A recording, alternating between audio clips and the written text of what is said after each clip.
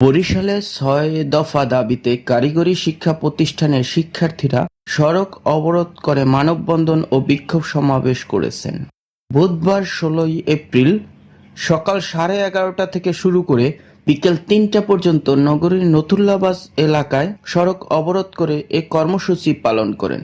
এ সময় ঢাকা, বরিশাল, কুয়াকাটা, খুলনা রুটসহ শহরের প্রধান সড়কে যান চলাচল বন্ধ হয়ে যায়। বরিশালে এই রুটে চলাচল করে দূরপাল্লার কোচ, আন্তঃজেলা রুট বাস ও সিএনজি, অটোরিকশা সহ নানা যানবাহন। এই সকল শিক্ষার্থীরা হলেও সরকারি, বেসরকারি, polytechnical institute, technical school and college, TSC সহ বাংলাদেশের কারিগরি শিক্ষা বোর্ডের আওতাভুক্ত। কোতোয়ালী মডেল থানার ওসি মিজানুর রহমান বলেন, বুধবার বেলা 11:30টার দিকে প্রায় 1000 শিক্ষার্থী সড়ক অবরোধ করেছে। এর আগে এরা ৬ দফা দাবি বাস্তবায়নের লক্ষ্যে বরিশাল জেলা প্রশাসকের কাছে স্মারকলিপি দিয়েছিলেন। তারই প্রেক্ষিতে শিক্ষার্থীরা আজ সড়ক অবরোধ করেছেন।